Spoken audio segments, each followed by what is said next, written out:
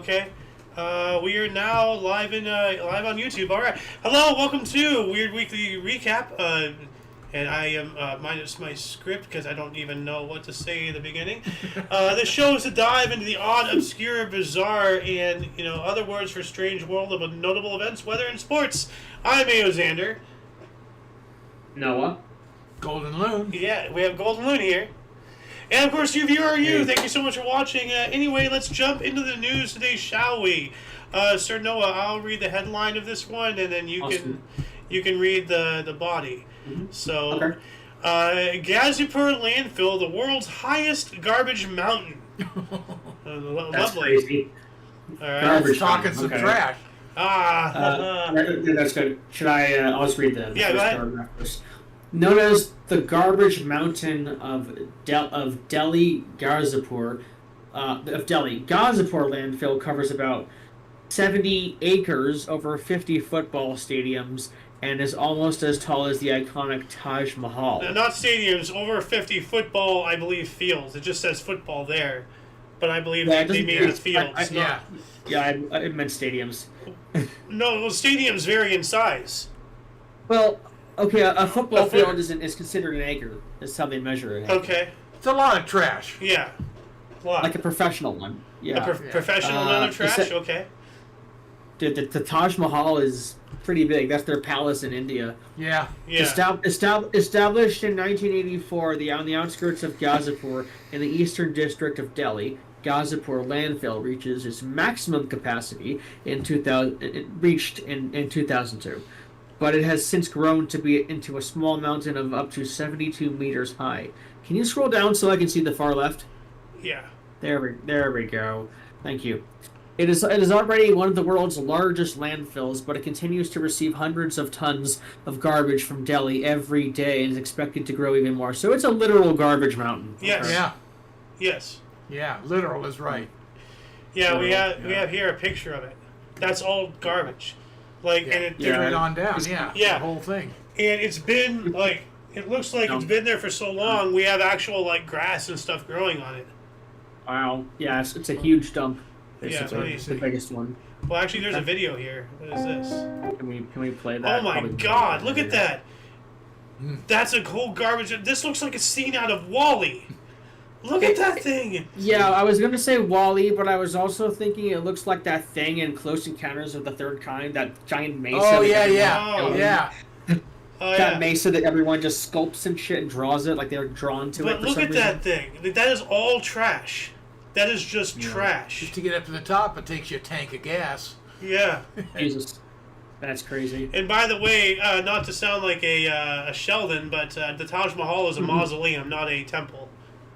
I thought it Or was a the palace. palace. No, it's a mausoleum. It's for his wife, and there's supposed to be an equal and opposite Taj Mahal on the other side of the river, and it was completely black, but that never happened. That was going to be his mausoleum. So wow. I always thought it was a palace, too. I didn't say it was a mausoleum. mausoleum. Oh, man. For his dead wife. Wow. Yeah. That gives me a whole new I was perspective. told Yeah. that was their palace by someone. I No, can't it wasn't a remember who. palace. It was never. It was a mausoleum. It was a temple / okay. It was not ever a temple, Noah. It was a crypt. The Wait, a entire mausoleum. thing. I was just gonna say that means crypt. Yeah. Okay. Oh, well, a temple is a place of worship. Yeah, it is. Okay. So, Is that all for this one, or yeah, is let's there move more? on up here. Okay. Motorist fined $110,000 for tailgating on motorway. What the fuck? Why so much? Yes. These cops were corrupt.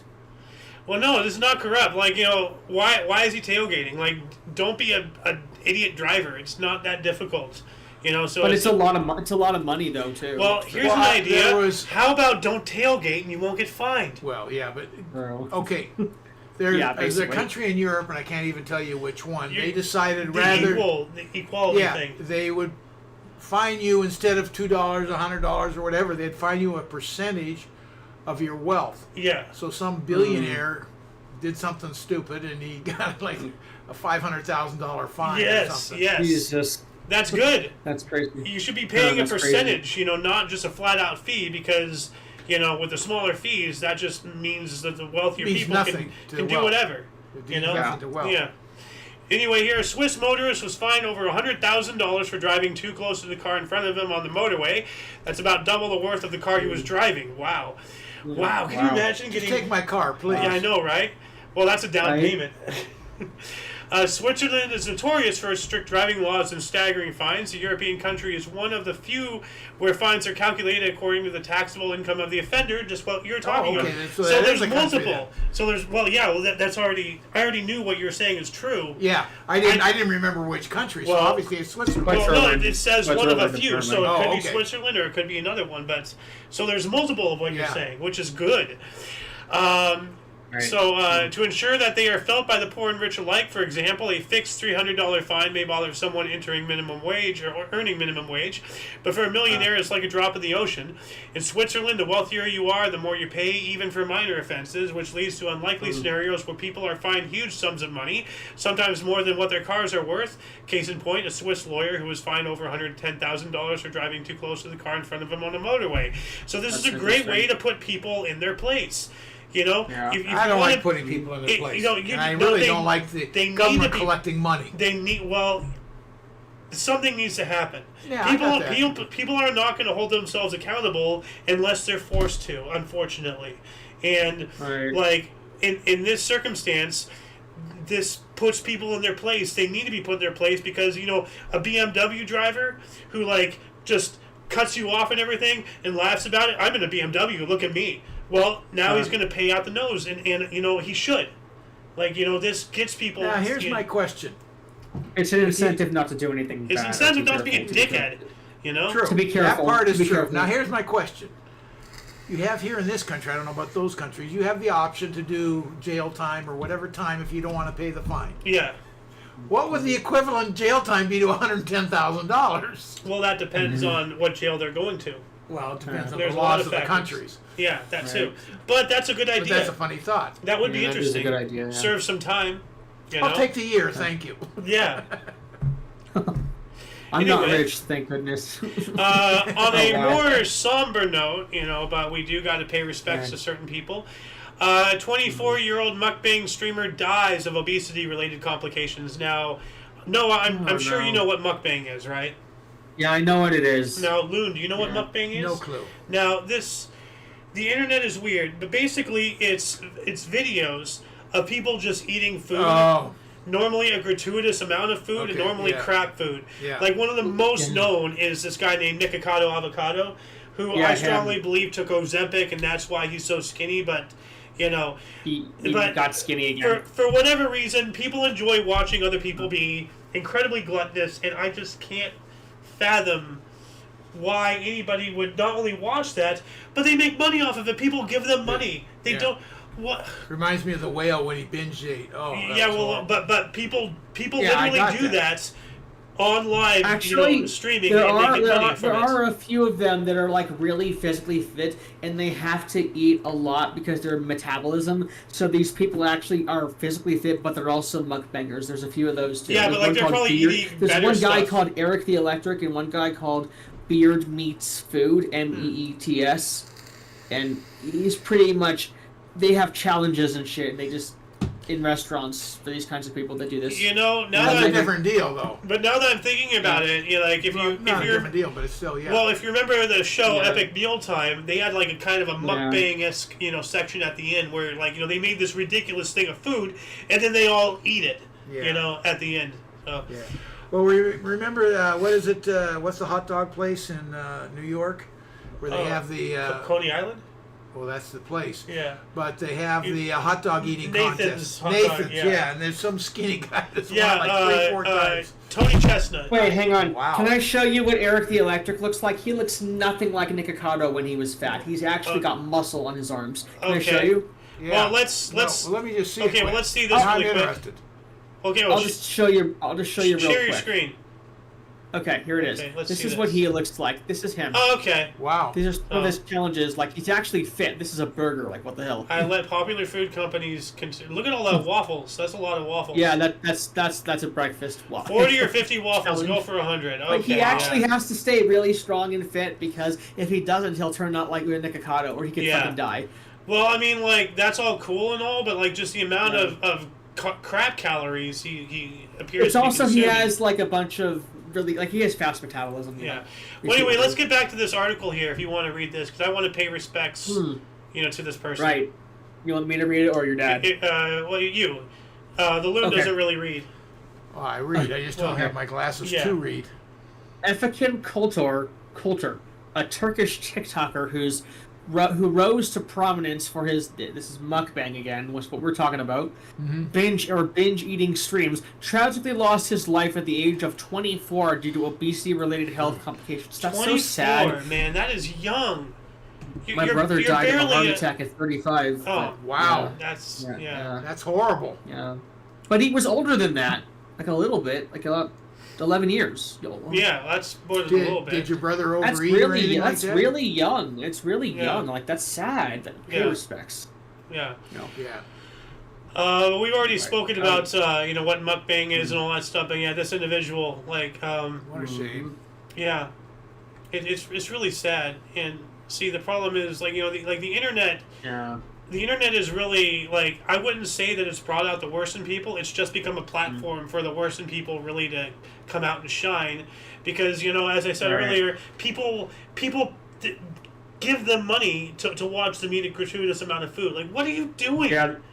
I mean, the internet gave people anonymity and a voice also. Yeah. The internet can certainly bring out it's an easy get to bring out the worst of people. It's a way to get yourself a platform, Yeah. Anyway, let's move on up here.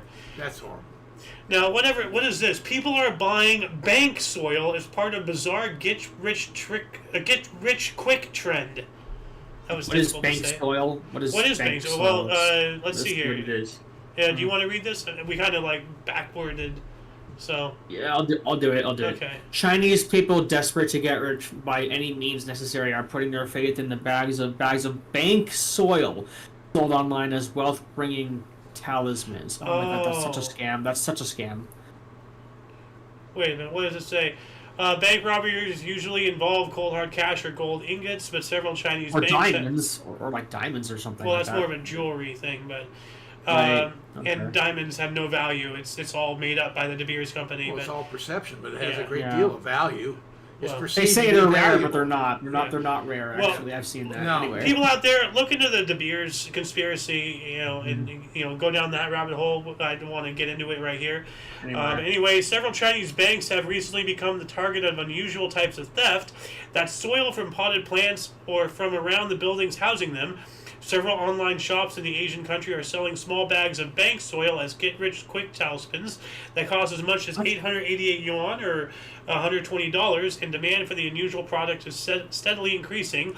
Some sellers boast a 999.999% success rate in generating wealth, while others record the harvesting process to guarantee the authenticity of their bank soil. So they literally take the dirt. It's dirt. It's literally dirt from around a bank, and because of its proximity to the bank, it's believed. They're saying they'll create that. Wealth. How They're stupid! buying dirt. They're buying dirt for $120. Yeah, And the sad part is the people who are trying to get rich with this money, the soil from getting money from the soil. Like there's people that they're selling it to them, but they're doing the same thing. They're just doing it in reverse.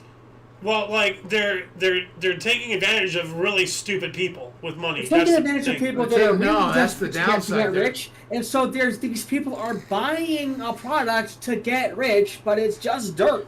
Yeah. And in certain ethnicities and whatnot, especially with Chinese, they're rather superstitious.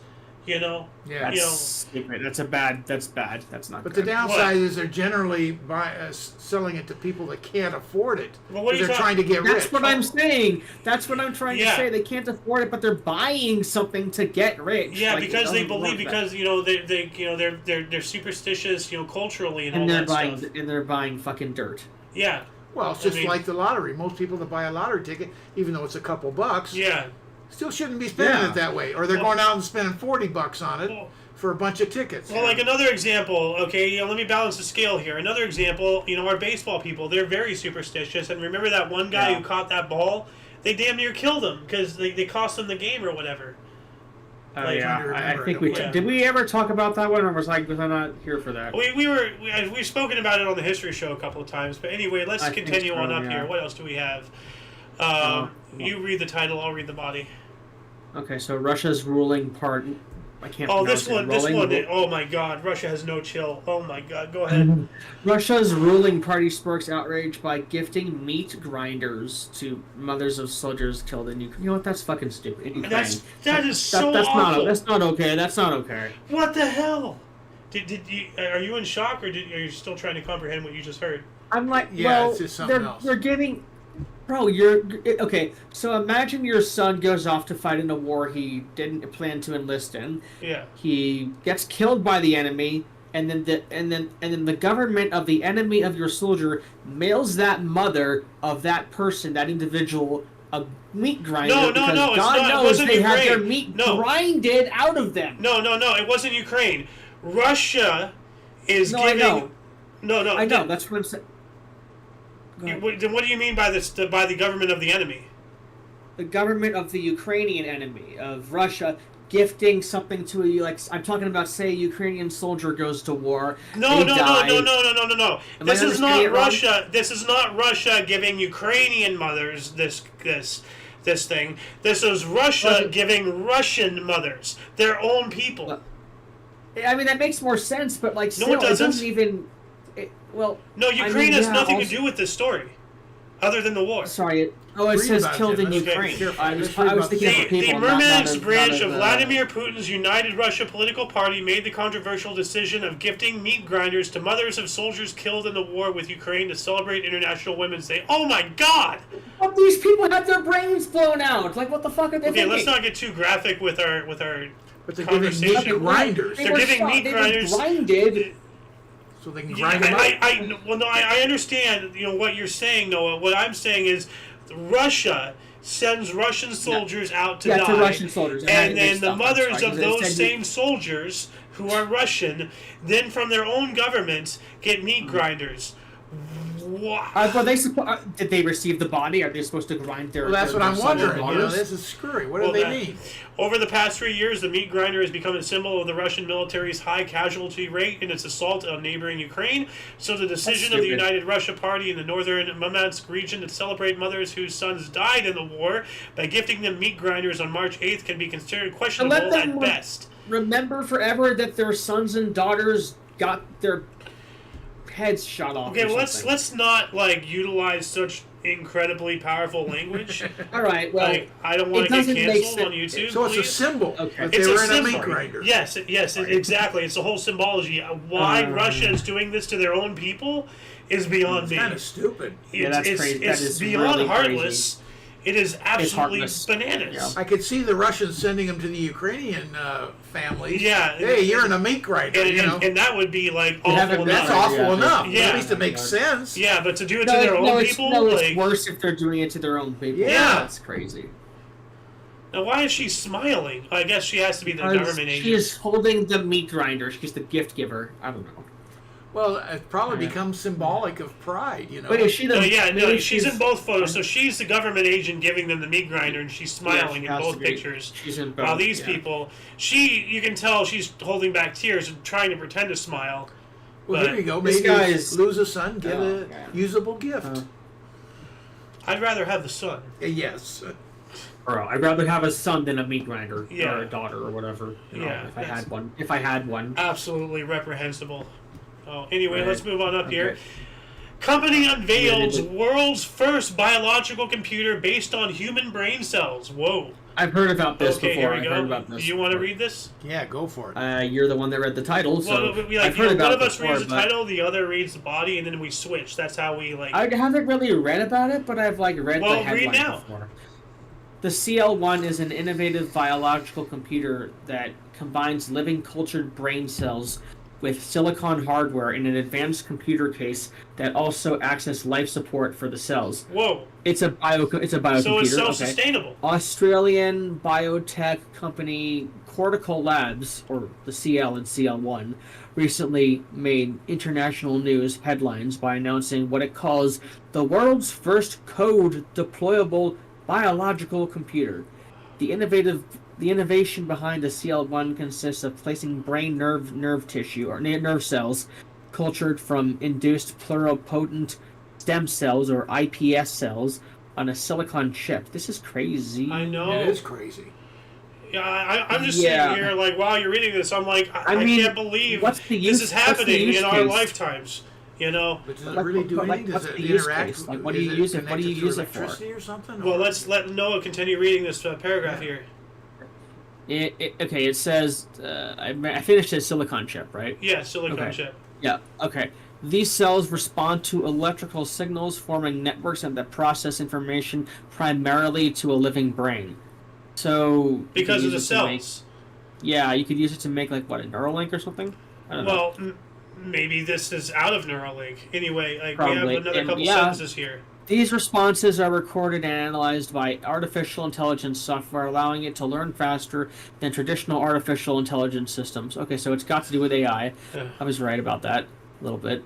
Portico Labs believes that integrating biological elements like neuron-based systems can improve efficiency in tasks that traditional AI struggles with, like such as decision-making in unpredictable environments and situations. That makes me think of how I was unable to use a Microsoft Copilot very well on my computer because I had a bad GPU compared to some other people.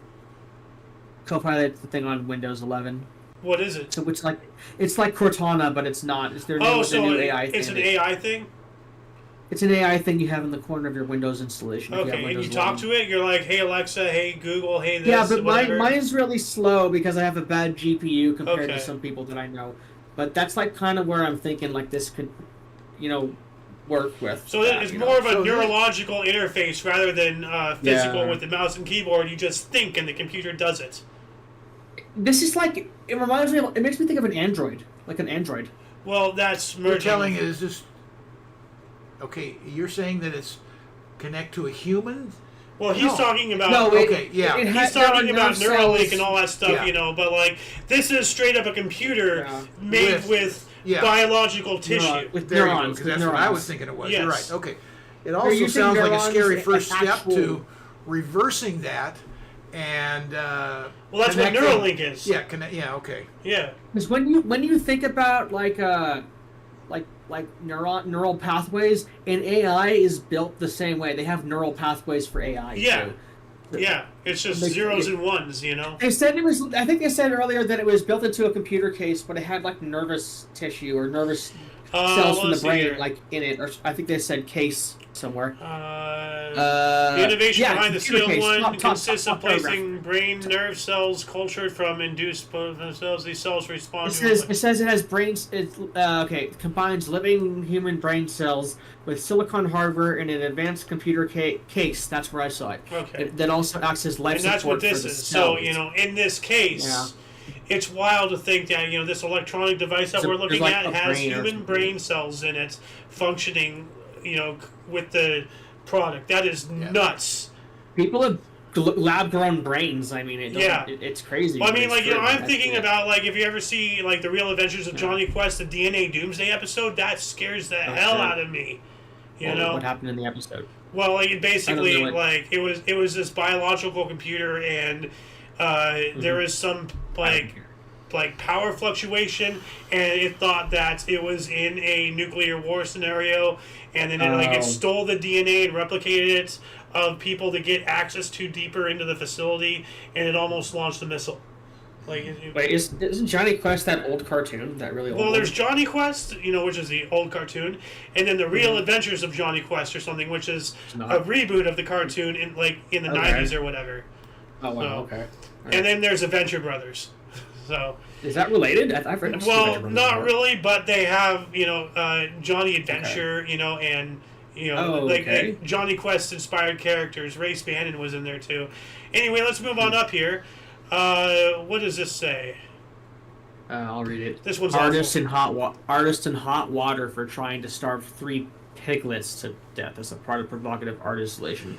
Why do people get funding for this kind of thing? Well, what's really bad is these so-called supposed animal rights experts, they're willing to kill animals, to prove their point. to prove their point. Yeah. Yeah. So then what point do you have? Yeah. Like, how do people get funding for their projects and shit when they're doing killing animals? The same people who buy bank soil. I don't know. Like, right. Chilean board artist Marco Evaristidi has come under fire for trying to starve 3 little piglets to death as part of a controversial art installation meant to raise awareness about animal welfare. So making animals suffer to stop making animals suffer. How does that work? I mean, that's like, okay. I mean, no. in the famous words of George Carlin, fighting for peace makes as much sense as fucking for virginity. You know? Right. It's like, oops, I crapped my pants. Now I should change my shirt. Like, what's that solve? Yeah. Right. Well, no, you're crapping your pants to raise awareness about people crapping their pants. Yeah. And then you change but changing your shirts, like, that's solved. That's what I mean. Yeah. So, but I hope that sounds like something the U.S. would fund. Yeah. It does. Is he from France or something? No, Chile. Is an Italian name. It doesn't say where the funding came from, though, does it? Let me finish this paragraph. Marco Evaristidi sparked controversy when he originally announced his plans for his, quote, "and now you care," end quote. Oh, wow, what a pretentious title. Exhibition, but he really attracted criticism both from animal rights activists and the general public when it actually became a reality. Located in a former butcher's warehouse in the meatpacking district of Copenhagen, and Now You Care featured 3 little piglets on a pile of hay trapped in a cage made up of 2 metal shopping carts and surrounded by paintings of slaughtered pigs and a Danish flag. It was already an unsettling display, but it was his plan to only give the piglets water and let them starve to death. That really shocked everyone. So he was going to let them starve to death, surrounded by pictures of their kin dead. Hypocrisy. What the hell? God, guy's sick. If you're gonna show off the bad things people are doing to animals, don't do it yourself. Dude, like, I get it. I mean, but at the end of the day, does the lion give a shit about the antelope? No. Like, like, there's this video I've seen out there. There's this, like, mother gazelle, okay, out in the plains of the Serengeti or whatever, and she literally just gave it out. Like, I didn't watch that part, but, like, the video was, like, it literally just gave birth.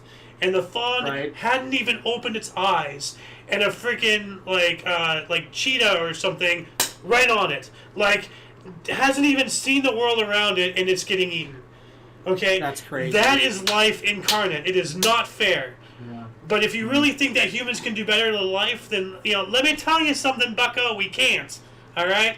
So to go around there saying, "Oh, stop eating meat," blah blah blah, blah blah blah. Yeah, we can treat our slaughtering animals a lot better, more humane. Like the whole thing about KFC and how they have all their chickens mushed in together and everything, and they call that free range somehow through some technicality. Okay, I get it. That's wrong.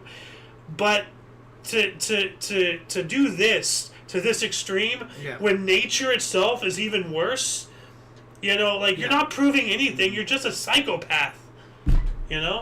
Well, nature's survival of the fittest, for sure. This is not. Yeah. This is anti-nature. I'm gonna say a situation humans unnecessarily. In both sides of this, humans have a choice of whether or not to eat meat. Animals that eat meat, they only eat animals like a bear only eats salmon, for example, or fish. No. Bears are omnivores. They eat berries, leaves, all sorts of stuff. Bears have eaten humans. They don't only eat fish. What I'm trying to say is that certain animals will also only be carnivores. I'm not saying it's a bear, for instance, but some animals only eat meat and some animals don't, and we as an omnivore, like the bear, have a choice about what we No, we don't have a choice. We eat both because we need both. The proof is in the teeth. If you look at the teeth, these pointy teeth, plant eaters don't do that. If you want to be a vegan or a vegetarian, you have to take supplements for the nourishments that you're not getting through meat. Plain and simple. Yeah, I just think that it's really to operate as a species, we have to obey the laws of nature. If you don't want to eat meat, you don't have to, but don't force it down my throat. Also, and then to do something like tell me that I'm making a mistake by eating meat by starving 3 pigs to death. That's no better. That's no better than going to a family and telling them that their child is going to burn in eternity in hell because they're not Christian. Yeah. Yeah. I was stuck in a cult for 13 years. Yeah, you were. Ooh, that's not Yeah, Christian. he was. He actually legitimately Christian was. cult. Christian cult. Yeah. It was horrible. Yeah. Most of it. Maybe we'll talk about that in some other show. You got out. Yeah. Yeah. Let's move on up here. Okay. If you want me to. Well, it's up to you if you want to talk can I about read it. that one? Can I read that one? Okay, yeah, go ahead. Okay, so it says that a girl was born with patella dislocation, which means she could pop her kneecaps out at will. That's interesting. That's odd. Okay. And the website Oddity Central. A 19-year-old Chinese girl has gone viral after posting a video demonstrating her unusual ability to pop her kneecaps out and then back in painlessly because of a condition she was born with. Okay, how are you going to turn that to make money? I mean, become what's it called? One of those people that like contortionists. Oh yeah, there you go. That I don't know if that'll work, but if she can do it, if she can pop her knee out back in really quickly and with enough force, then she can like hammer a nail with that. Imagine somebody nailing a hammer with a knee. Like, hammer a nail, yeah. Hey, that's a way to make money. Turn it into something useful. The unnamed girl from Jiangxi claims that she never even knew her kneecaps were special until schoolmates saw her popping them out of her sockets randomly and then casually popping them back in. Some of them freaked out and told her to see a doctor. I would too. But her knees had been like this for as long as she can remember. Nevertheless, she decided to follow her friend's advice and see a doctor who confirmed that she had congenital patella dislocation, which caused her patellis, her kneecaps, to pop out randomly and pop back in just as easily. The physician said that the condition was rare in girls, but reassured the youth that as long as it didn't cause her pain or impede with day-to-day activities, it wasn't a problem. Yeah, look at that. Oh, wow. Yeah. That's crazy. That's a form of double-jointedness, right? Yeah. I don't know. No, I don't think so. Oh. It has something to do with the cartilage. Oh, my God. A little graphic there, but... Yikes. Yikes. Yeah. Okay, enough of that. That's not one-upper. I have no knees, so there you go. No, they're just made of titanium. Yeah, that's true. Yeah. That's true. That reminds me of that scene from Mr. Deeds. The old guy popping out his kneecap. No, I've never seen it. Oh God. You know what? Let's see if I can. No, we don't need to see it. Well, especially with his black toe or foot or something. Oh, that was something else. Yeah, I know. That was. Wait, is your new tab page YouTube? No, I just middle mouse wheels. Oh, you clicked on that. Okay, that's right. Okay, yeah, no. Hold on a second. Let's see if I can find this really quick. Here. Does it have it? Yes. What should I do about this? Oh my God! What the? If that's real, then no, it's a movie. I know, but if it's actually, well, it is possible. Well, I mean, somebody else. Yeah. Well. Damn. It could. That condition. That's yeah, so maybe. Crazy. Well, that was beyond dislocated. That was coming out. Like that was. She was about to pull her knee off. Anyway, what do we got here? Norwegian company unveils world's first AI-powered humanoid robot butler. The future is now. We were talking about that, brain thing. Rosie from the Jetsons. Yeah. The Jetsons. Yeah. Well, now we have Judy. Not Judy. Rudy, the robot. Rudy the robot works for me, I guess. Yeah. Yeah. Judy was a daughter. Judy Jetson. So anyway. No, it was Rosie. It was Rosie from the Jetsons. Rosie. Okay. Well, no, Rudy was the other guy, from the movie. Whatever. Anyway, what does this say? It says that. Am I reading it? Okay. Yeah. Norwegian robotics company 1X recently announced the Neo Gamma, an AI-powered bipedal humanoid robot that can perform multiple household chores. So just carrying laundry, cleaning windows, and I wonder how many mistakes it makes, and vacuuming. But like, I haven't made a lot of mistakes. Well, I mean, it's. We find a picture of it. Yeah, we will after you read this. We've seen some important breakthroughs in robotics over the last few months, including the Star 1, the world's fastest bipedal robot, or SE01, a bipedal robot famous for its smooth walking. But in terms of day-to-day utility, the offerings have been lacking. But that is all about to change, according to Norwegian robotics company 1X, and its most advanced creation yet, the Neo Gamma, a humanoid capable of performing various household chores like cleaning, vacuuming, and even serving tea. To make it seem more human, the company teamed up with Shimaseki, a Japanese manufacturer of knitting machines, to create a soft and smooth suit that conceals the robot's metallic body. So it's already here's looking a picture of it right here. Let me bigger this. So wait, there it is, right there in the background. It actually looks kind of like the Tesla bot. Well, I mean, what are you gonna do? Whatever. How much difference can you do with humanoid robots? Yeah, the torso, a head, 2 arms, and 2 legs. You know. Let me ask you a question: does it do it smoothly, and is it fast like a normal human? Well, here, there's a video. Let's see. Let me mute the audio here because it might be copyrighted. Okay, it's smooth, kinda. I mean, it's not very fast. It's a little bit, but like it's still. Dude, it nodded at her. What the hell? Oh my god! Actually, that might be. Yeah. That's terrifying. It nodded at her. It knew. Like, you know, let me go back here. This is scary. Yeah, I saw it. Like, watch this. With the frame.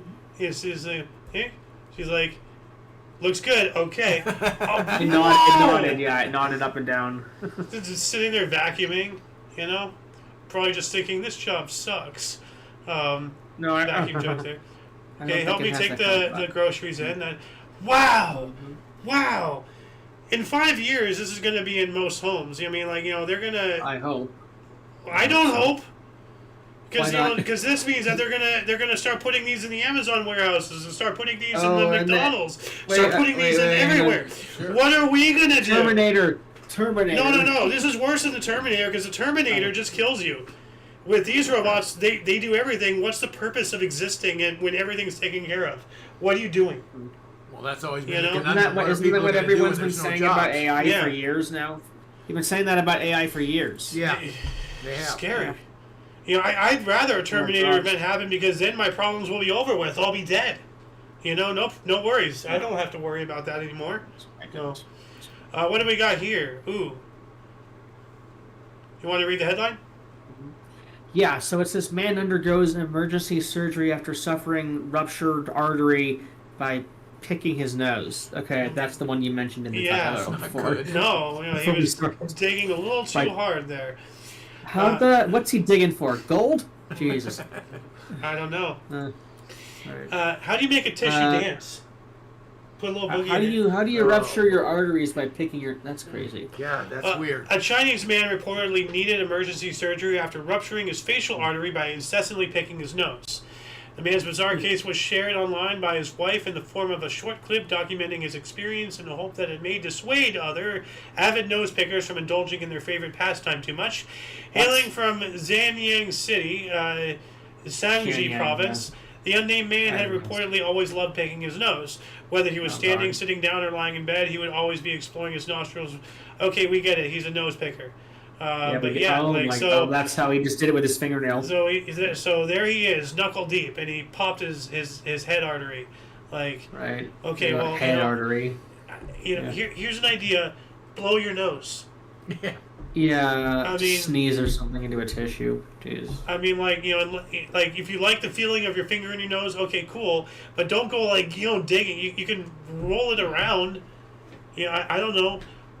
Where did it say the artery was that burst? Well, it's his facial artery. Like, where? Well, where though? Somewhere in the nose. His facial artery. It just says facial artery. That's. Well, there's a facial artery. You have your carotid artery and your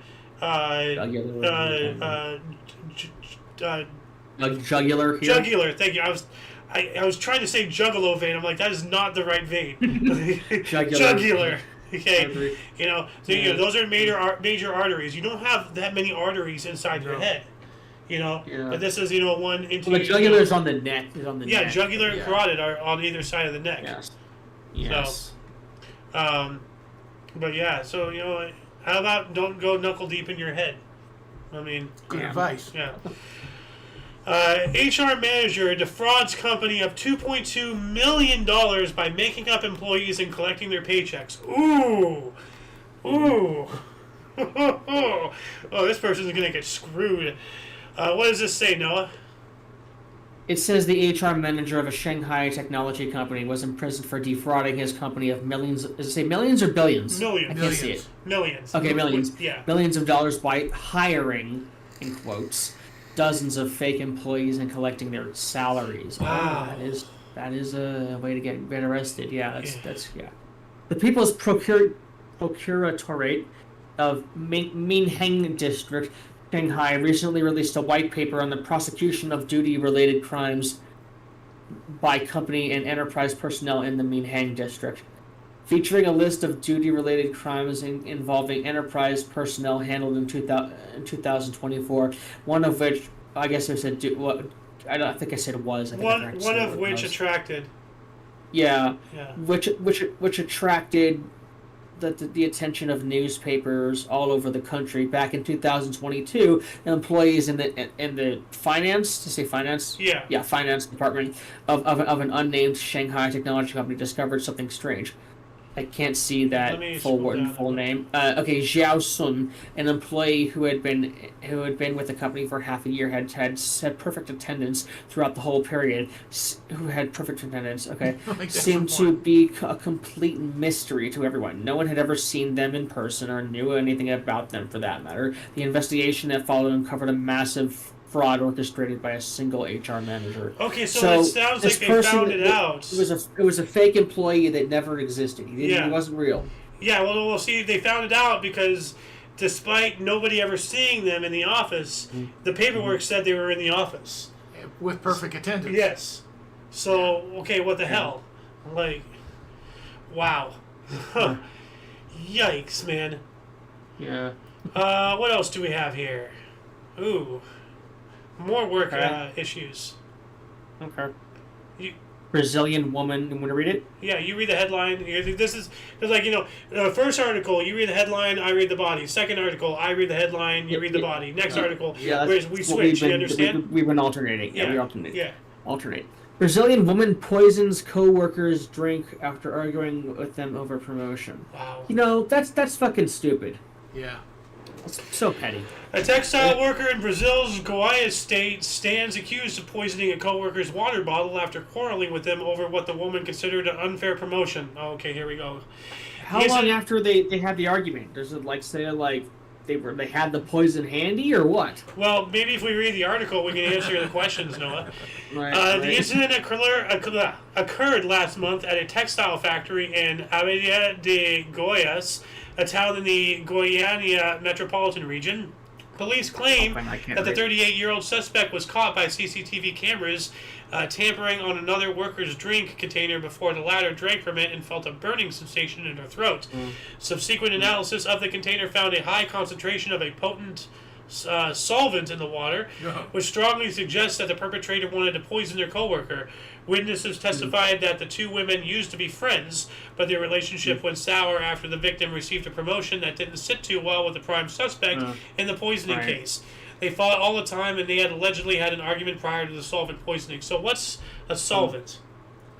Well, it could be a cleaner of some sort, generally. Okay. Like, so they drank. Sure. Well, it's like they put Clorox bleach in the drink. Yeah. Or something like that. Probably not lethal. But so wow, like all over a promotion. Like soap or something like that. Almost killed her friend over a promotion. Yeah. Right. With a friend like that, who needs enemies? Yeah. Right. On the flip side of that, keep your friends close and your enemies closer. Yeah. But not too close, because then they might poison you. You might get solvent in your drink. Yeah. What else do we got here? World's smallest park only measures 0.24 square meters. So I'll let Noah read this, and then I'll show you the picture of it. It is a very tiny park. Let's see the picture first. Let's read first. 0.02 of a meter. All right. Yeah, so a tiny park roughly the size of a newspaper in the Japanese town of Nagaizumi currently holds the Guinness World Record for world's smallest park. A decade ago, we wrote about Mill End's Park, the former world's smallest park, and just 2 meters in diameter.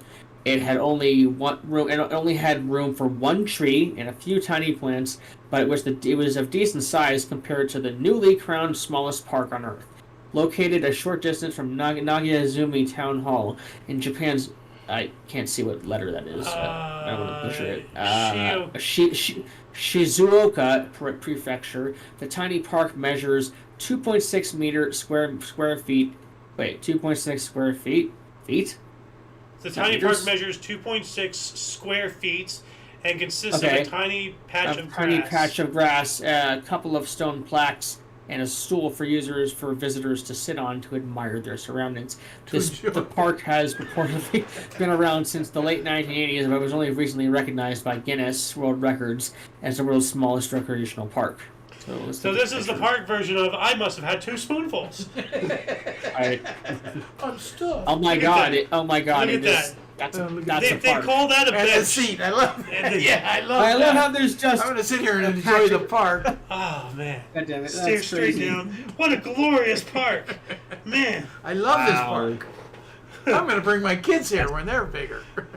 And you're like, I want to play fetch with the dog. You know? Bring my dog. Can you even?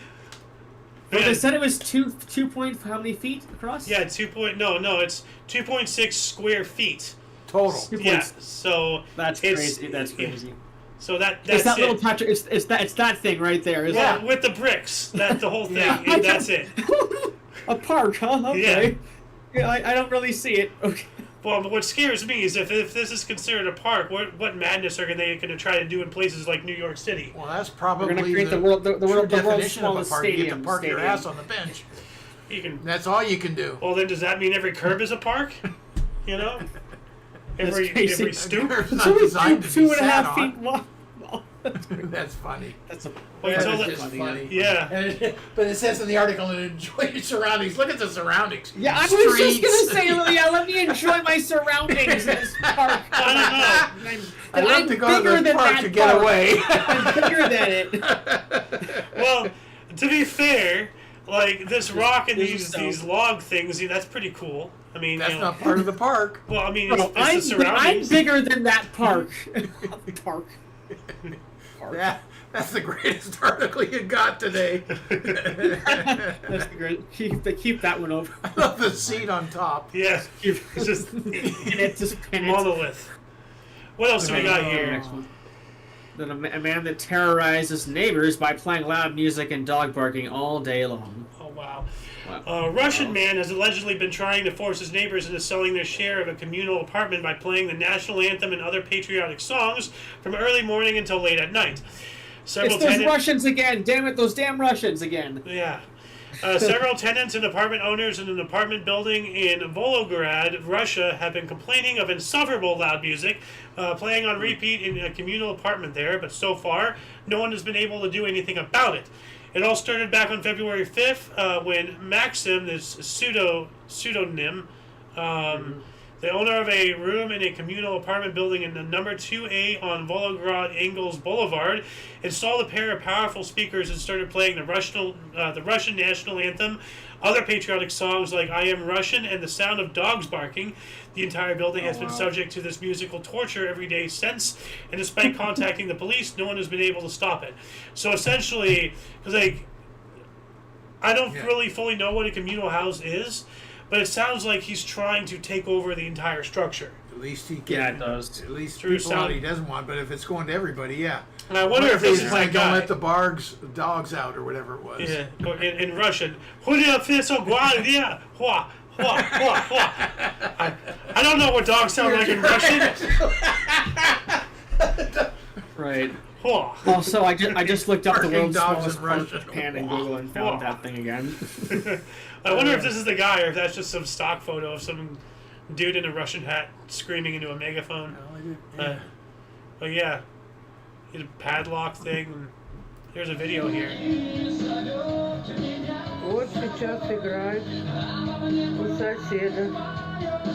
Some kind of power He's play. Playing the Russian national anthem on blast. Yeah. What else do we got here? Former student sues high school after graduating without being able to read or write. Okay. Well, that's a very acceptable lawsuit there. How do you graduate high school? Yeah, it is. How do you graduate and you don't? And it's high school. It's not elementary school or kindergarten. Well, first That's off, why he's suing, you know. Because reading. How did they graduate? Well, because reading and writing is white supremacy. Remember, like actually thinking is racist. You went there. Oh, damn right, I went there. Because I'm tired of this crap. That's why this is even a thing. Because they lowered the standards so much. Instead of like trying to boost other people up, they knocked all of us down. I think he's got a good case. Yeah. He does. He does have a good case. So, do you want to read this? He's 19. Yeah, I'll read it. Oh my God. A 19-year-old Connecticut youth is taking legal against her, not him. Her former public high school for failing her by allowing her to graduate with honors when she was basically with honors.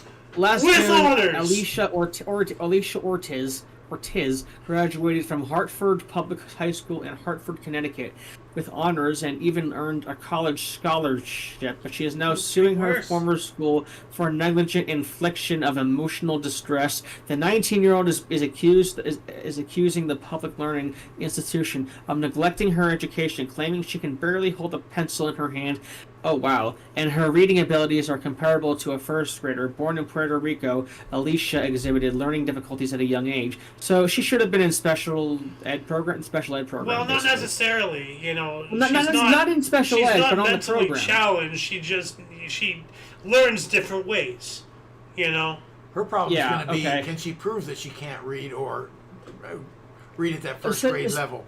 Is she faking it, or can she read? I wanted to bring that up. If you don't know how to read and write, how can you wrap your mind around the idea of a lawsuit? But if you can't read your own name, like you're not supposed to be able to graduate high school. So it continues on here. Born in Puerto Rico, Alicia exhibited learning difficulties at a young age, and her troubles continued after she moved to the U.S. at the age of 5. Age 5. She claims her school and the special teacher appointed to her case were of little help until a month before graduation, when they finally conducted the additional testing she had been asking for and realized she was virtually illiterate. School district officials told the youth that she could defer accepting the graduation diploma in exchange for intensive services. She refused. Oh, wait a minute. She refused to. So she wanted the diploma. So she accepted the graduation, and now she's going to sue them. Okay, that's. Oh, now that she's putting a wrinkle in this baby. I'm guessing her parents got involved, but she refused. Yeah. I'm guessing her parents got involved. Well, then I can't. I don't know. Yeah. It's a school. She's supposed to learn how to read and write. But she accepted to graduate, and then now she's using that as a plummet. So she's using. She's scamming the system. She's scamming the system. That's right. They should never have graduated her. That's the bottom line. You can't read or write, you probably don't qualify to graduate. If you want to be taken seriously, you shouldn't have refused the deal. There you go. That's the new wrinkle. Okay. Yeah. Moving on up, Virginia Zoo responds to gorilla escape rumors. We don't have those. So, read that again. Virginia Zoo responds to gorilla escape rumors. Quote, "We don't have those." They don't have gorillas. Gorillas? Yeah. Okay. Yeah. So let's let Noah read a couple paragraphs here. March 14th. Okay, this is yesterday. The Virginia Zoo responded to rumors of an escaped gorilla in Norfolk by confirming that not only were all of its animals accounted for, but the zoo doesn't even have gorillas. I don't think that. Well, yeah, it escaped. Not anymore. Social media lit up with reports of a gorilla on the loose following a power outage Tuesday night in the Grand By Street area, with several Facebook users claiming to have seen a large primate. Okay, so this is just obviously a case of like mass hysteria induced by online trolling. They took advantage. It's a blackout, and it just one idiot is like, "Oh, hey, I saw a gorilla," and maybe some other idiot, feeding into that, or in on it, with the ground level, and this is all a fabricated lie. Like, it says the Virginia Zoo put the rumors to rest, joking that the sightings were likely the facility's mascot, Zoo Squatch. So this is their mascot. Oh, okay. That's what they're. Yeah. But nobody's running around during a blackout in a Zoo Squatch outfit, scaring innocent people. So this is obviously a case of just internet trolling. So right. I don't think they're being honest though. Wait a minute. Quote, we heard talking of an escaped gorilla, but we think it may have just been Zoo Squatch spotted on his daily run. But don't worry, he has made it back to the zoo, and our keepers want you to know that all of our animals are safe and accounted for, except for the gorillas, because we don't have those. So they were doing a whole tongue-in-cheek thing. Which doesn't help when you're feeding down the rumor all of a sudden. Well, you like you say, tongue-in-cheek, perfect way to put it. Yeah. But for those that want to believe an escaped gorilla, it just feeds the narrative. But they never had gorillas to escape to begin with. Well, they don't read that part. Yeah, well, see, that's how mass hysteria starts. Is that even? I don't even know if it's true, but okay. Well, somebody made up this. This is an article for a reason. Somebody out there said that they saw an escaped gorilla, and apparently, for it to get to this point, multiple people had to chip in. You know, whether they're in on the initial lie or making lies themselves or just straight up crazy. Or they just posted something online. Yeah, they're just bullshit. Yeah. You know? Do you think they really had a gorilla, like gorillas in the zoo? Or no, they don't. No, there was not an escaped gorilla. What I'm saying is people right. online. They did not have a gorilla. People online literally made this up. Right. Well, that's what the internet does. The internet bands together for things like this. For stupid things like this. Quite honestly, I don't want a zoo to have a gorilla in a cage. I don't want any animals to be in a cage. I got it. That's why I'm against the idea of pets. You know? Yeah. Anyway, what else do we got here? Pi Day was yesterday. Happy Pi Day, by the way, everybody. Oh my God, it was. You're right. I forgot it was Pi Day yesterday. Yeah. 3.14. Yeah, 3.14. Yep. Pi Day. Am I reading it? I'm reading the headline. Pi Day. British boy lists 280 digits of pi from memory in 1 minute. Whoa. That means he was doing roughly 4 digits every second. Okay, well, there's a video. More than name as many digits of pi as possible in 1 minute. 3, 2, 1. 3.14159265358. Yeah, 4 digits a second. 3.1415926535832795028209749445820974944 Oh my God. 0628620899 862803425 3421170679814808651 328230667 0938446095 5058223172 535940812 That's crazy. 48111745028 41227 093 521105559 644622949 5493238196 442881097 66593. How old is that kid? 2847564823 37867831652 271201901 9091 45648566692 3460 4543 26642. So you did about 4 to 5 digits every second. That's what I said. A 10-year-old British boy celebrated the run up to the math-themed holiday Pi Day by breaking a world record for the most decimal places of pi recalled in 1 minute. So you know this is true because to get the actual record, you have to be officiated. Yeah. So somebody went through the video and officiated every digit. So 280 digits of pi from memory in 1 minute. Like that's crazy. But can you read or write? There must be some pattern. You know, you're not going to remember all. Maybe you are. I think it's the younger people that have more neuroplasticity and they can learn easier. Well, yeah, they're the computer generation. I would have rather had it a pie eating day. Right.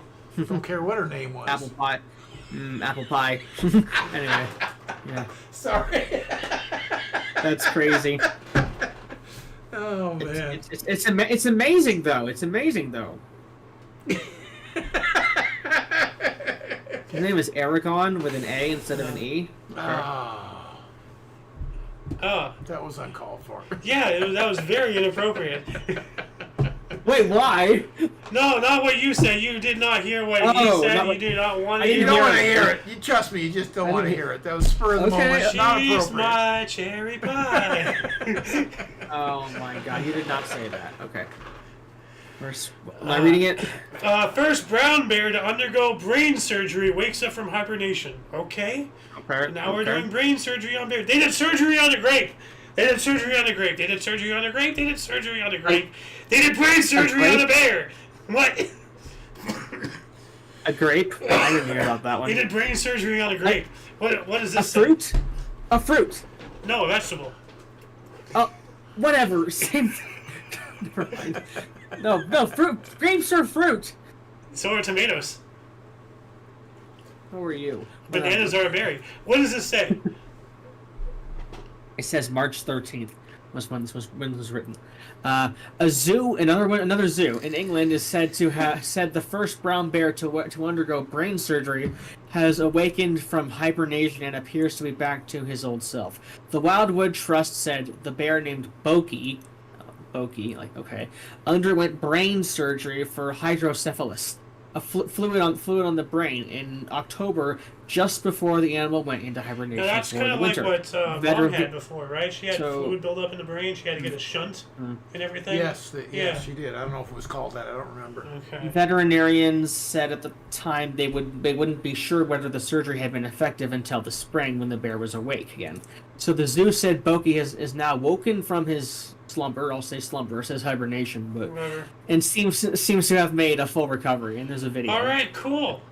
Well, that's kind of a cool time when you think about it. They did it right before he went into hibernation. Then he didn't have to feel any of it. Rest and relaxation to heal. Yeah. Yeah. Kind of awesome. But you think that some stimulation while it's healing would be good too. Like. Well, I'm sure looks like they shaved off part of his fur in this video. Brain is functioning in your some brain way. isn't functioning. Your what? That looks like they shaved that they shaved. Yeah, no, like it's kind of. I'm trying not to look at it too much, but it looks.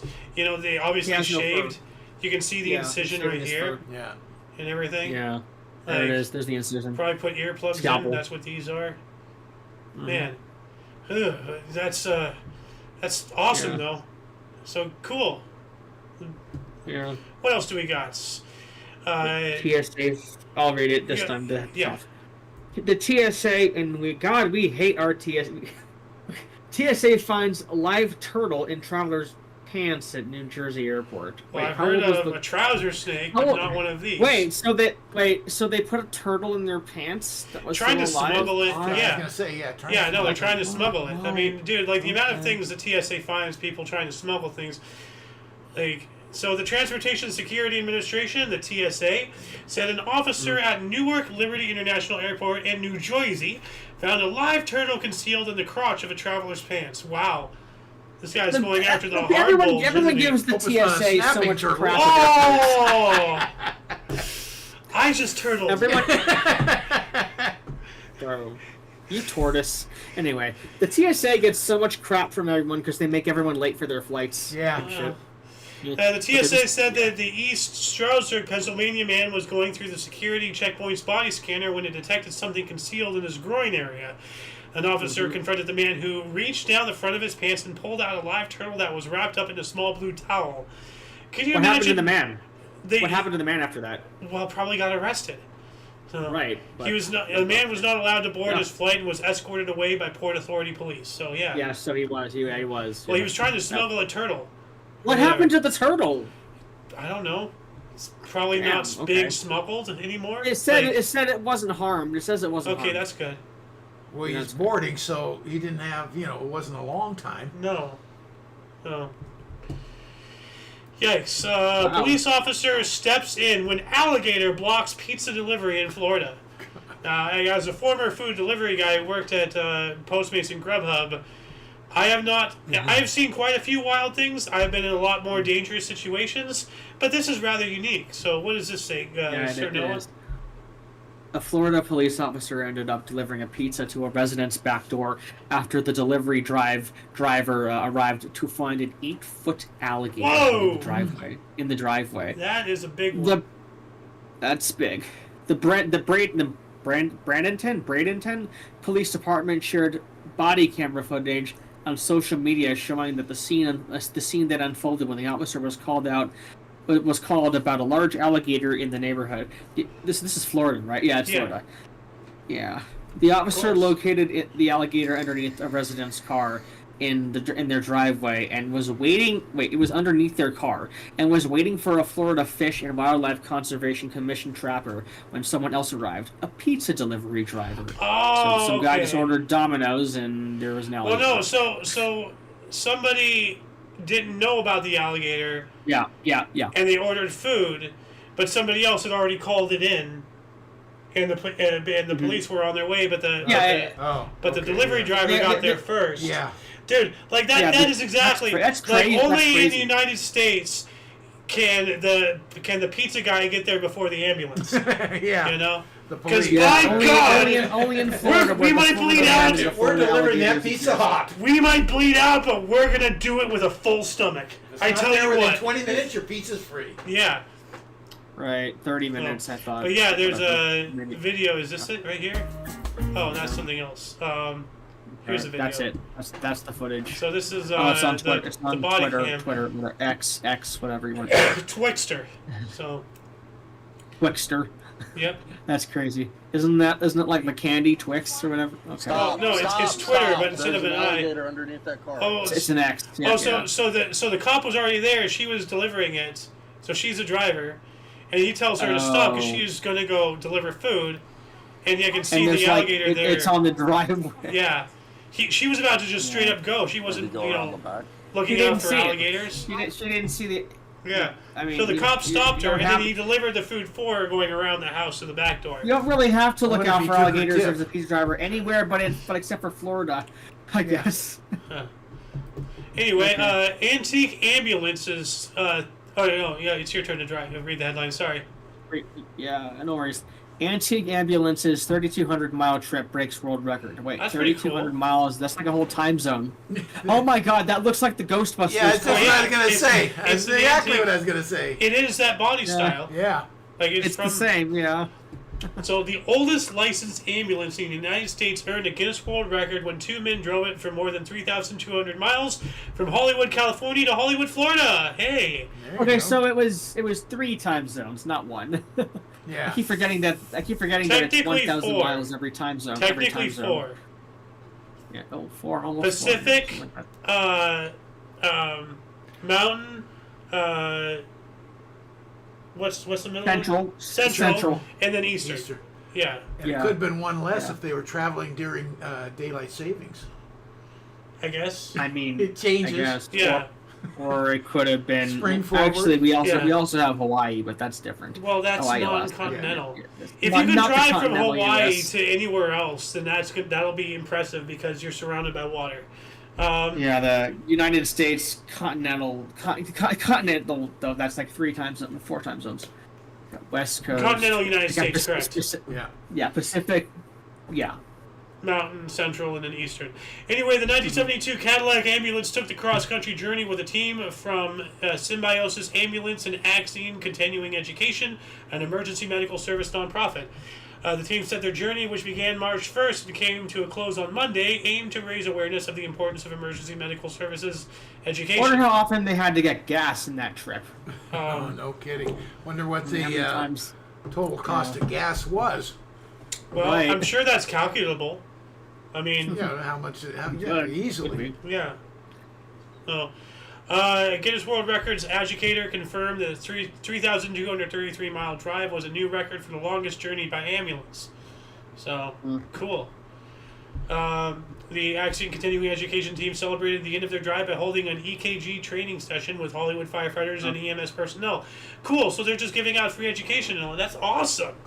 This is epic. So, what else do we got here? Okay.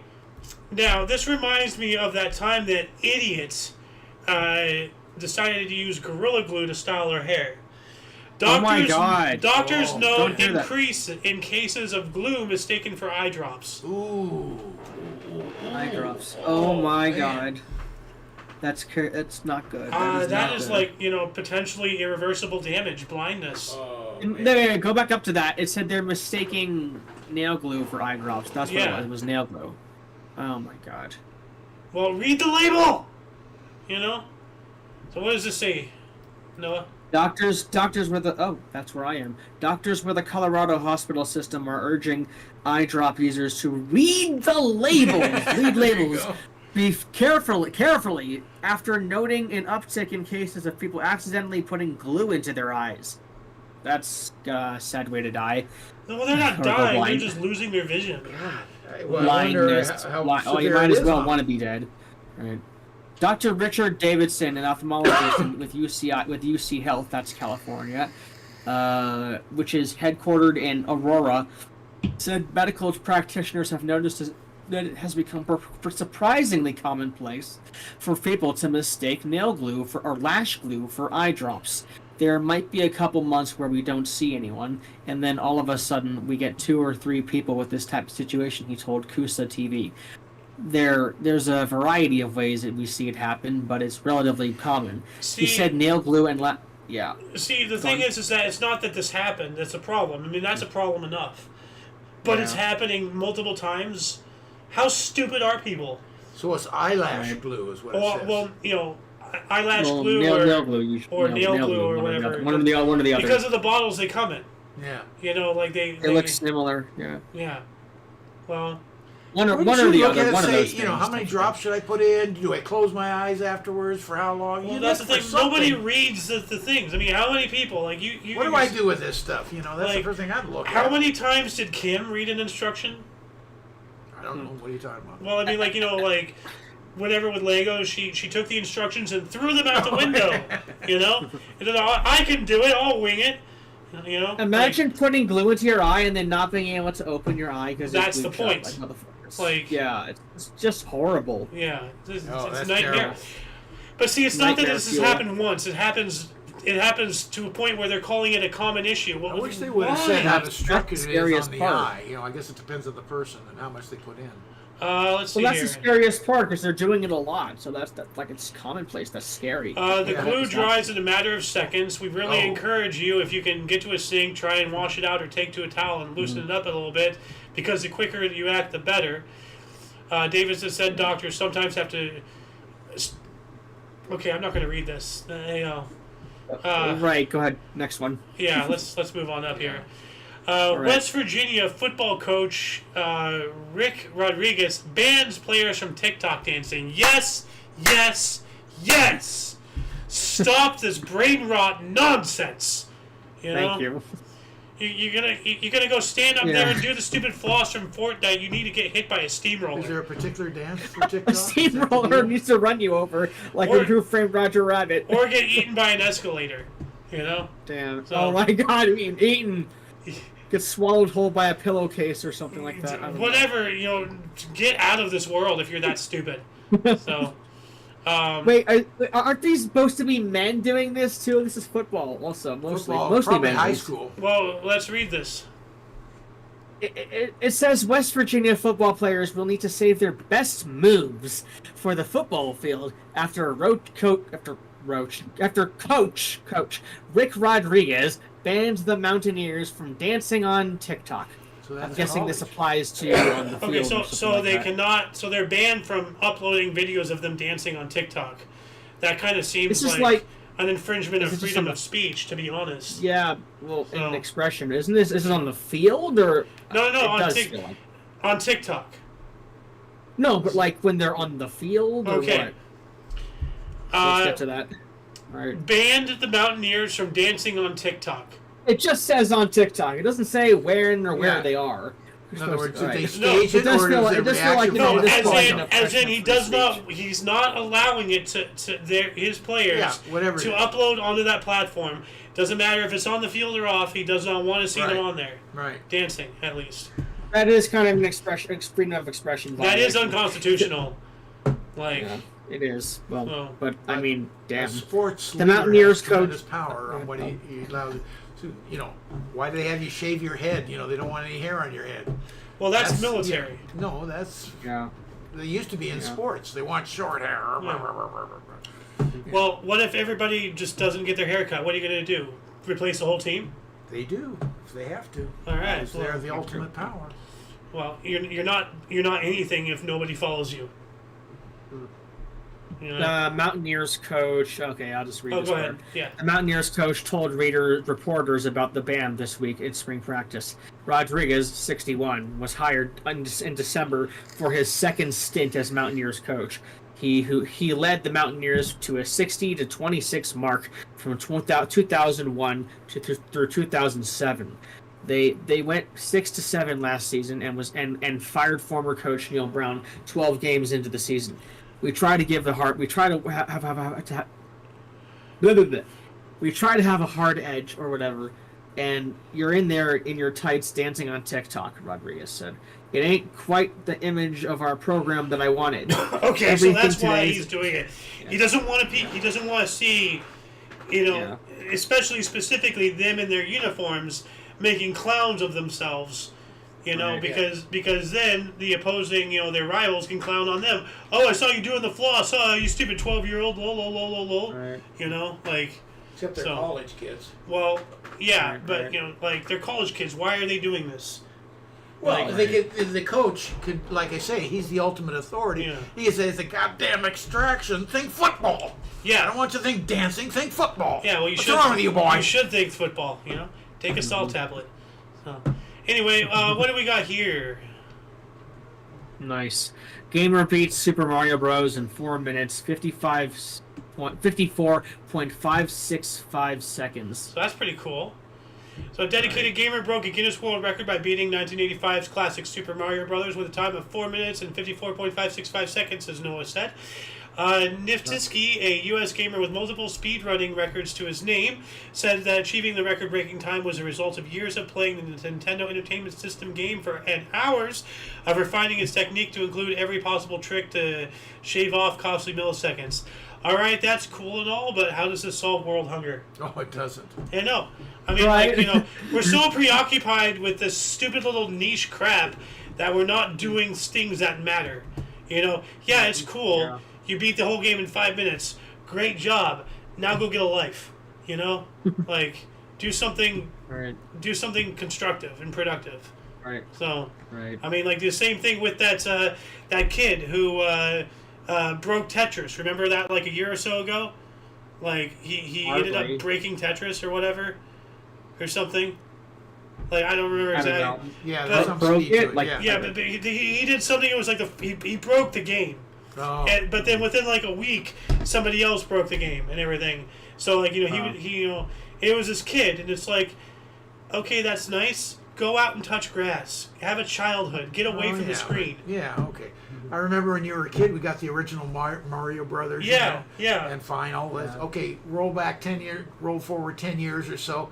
We happened to be in an electronics store, and they had the new version of Mario Bros. Oh, you're talking about Sonic. You're talking about Sonic. I remember exactly. Was it Sonic or it was Sonic. Oh, okay. I remember. Anyway, three-dimensional with footprints going across. Oh my God, where's this game gone? Yeah, no, I remember. No, okay. Well, we had Mario Brothers on the NES. Yeah. We also had Sonic on Sega. Sonic. Yeah, okay. But they came out with that Sonic thing. Yeah, I know exactly what you're talking about. You're watching it, and then they panned over, and then you're behind him, and you see the footprints, and then then it pans over, and then you're in front of him, and you see the orca breaking the bridge behind you, and that was mind blowing, absolutely mind blowing. I know exactly what you're talking about. So you remember far better than I did, but then you played the game a lot. Yeah, well, no, I never played that game. I just knew about that one. Okay. No. We also have a comment here on Rumble RMG relaunch. Hello, how you doing today? Hello. Yeah, and no comments on the YouTube section. So anyway, but let's move on up. We have 2 more articles to go. Air India asks passengers to stop flushing closed down plane toilets. Oh, what the hell? Why is this happening? Why is this happening at all? Why? Wow. Okay, number 1, what? Number 2, the 3, fuck. Okay? Why does it happen once? Why does it happen enough for them to make a public announcement stop this, please? Why are people flushing their clothes? Everyone's gonna die because you're stupidly flushing clothes. Let's see if they answer us. What do they tell us? I'll let Noah read this. Yeah. This is from March 11th. Okay, this is from 4 days ago. Air India is urging travelers to use lavatories only for purposes they are meant for. You have to make an announcement like that. Oh my God. After a flight to Delhi returns to Chicago due to 8 of its 12 toilets becoming clogged. Now hold on a second. Did we just go full circle? It's three out we're of four. talking about Delhi again with the largest mountain of trash. Yeah, again. So, that's the same one. The plane doesn't fall far from the tarmac in this such scenario here. Oh my god. But it says Air India I think AI 126 was about 5 hours into its flight from Chicago to Delhi last Wednesday, when the decision was made to return to Chicago as a result of the 8 clogged toilets. That's all of the toilets are clogged. Why? 8 of 12. Well, 8. Yeah. Right. So that's 75% of the toilets are clogged with clothes. Why? It's just sabotage. Yeah. One person sabotaging the plane. What, was this why? Because they can't crash into the World Trade Center. Damn you, Boeing! Everybody on the plane, hold it. Just hold it. God. It's only a 12-hour trip. I thought what I did to toilets was bad, but jeez. Jesus Christ. So what does it continue saying here, Noah? It says once the plane landed, workers discovered the clogs had been caused by flushed items, including plastic bags, rags, and clothing items. Wow. Someone is literally trying to make this plane crash. What the hell? They're just idiot. Nobody knows. They'll never know. So hold on a second. So stick with my conspiracy. Well, hold on. You might be onto something here. So what is this? Sabotage. What is this? Yeah, this sounds like sabotage. No, read this. I'm going to. The spokesperson said that the Chicago flight was the latest in a series of toilet clogging incidents, more than one. Oh my god! On the carrier's Boeing 777s. It is Boeing. They said employees previously addressed toilet clogs with caused by blankets, innerwear or like underwear, I'm guessing, and diapers, among other waste. Oh my god! Who's flushing underwear? Who flushes blankets? How do you get a blanket into a toilet? No one does. How small does a blanket have to be to get into the toilet? A baby blanket or something. Yeah, the passengers on the Chicago-Delhi flight were provided with hotel accommodations and alternative flight options. Dude. So next thing you know, I wonder what the hotel bathrooms look like. Well, no, I'm wondering if they're going to steal like the hotel bathroom toiletries and then, clog the next plane up. Right. Yikes. Uno mas. Huh. So, you want to read the headline real quick? Yeah, a wedge-shaped pie house sells for $350,000 in Chicago suburb. Wow. Go down. Oh my god, oh my god. Oh, look at that. Now to another interesting icon in a neighborhood story, this one local. This is the Pie House in suburban Deerfield. It's just over 1,100 square feet. Wow. Yeah, it's shaped like a pie. Because it is shaped like a piece of pie. It is a wedge-shaped house, 2 bedrooms. Oh my god, it is. That's crazy. Acre lot, so it's really kind of crammed in there. Drew national attention when it went up for sale. And Chicago Tribune reports the house has sold for its $350,000 asking price. A lot of neighbors complained about the house small. when it was built back in 2003. One of the walls is only like 3 feet wide. It's just a weird looking house. It's also got a weird angle. The second floor is just 1 bedroom. That's it. And it's sold after being on the market for just 2 days. So it went up for $350,000 asking price. It's a weird looking house, right? It's got just the second floor is just 1 bedroom. That's it. And it's sold after being on the market for just 2 days. So I guess there is like a bedroom on the bottom because they said 2 bedroom, right? In the beginning, yeah, I thought it did. They did. They said 2. Suburban Deerfield, just over 1,100 it's got 2 floors. square feet. Got its nickname because it is shaped like a piece of pie. It is a wedge-shaped house, 2 bedrooms. Sits on a 0.09 acre lot, so it's really kind of crammed in there. Drew national attention when it went up for sale. It's a slice. It's a slice of pie. Now they didn't mention any bathrooms. Wow. Why have bathrooms? They just get clogged. Oh my god. Oh my god. Is that the last one? I think that's the last one, right? That was it. That shall conclude the show for today. So, is there anything that you wanted us to look at, Noah? Because you were talking about a few things. Do you have anything lined up? I've had my fill of weird shit for the day. I agree. Yeah. Anyway. Now, if you love the show, once again, check the underbar in the description below for any links that you may be interested in, including but not limited to all things Omni Coalition. By the way, at least the toilets weren't on fire. You're right. Yeah. Is that the toilet? Yeah. If there's anything you'd like us to cover, I guess ask AOA. Well, you ought to insert that into the. He's the owner of the channel. The toilet thing. Yeah. Well, God, for your dose of different, odd, and unusual news, aka notable events, weather, and sports, we stream every Saturday at 3 p.m. Pacific time. Gonna get back onto this thing. As for the history show, we're gonna make that Saturdays at 11 in the morning, once a week.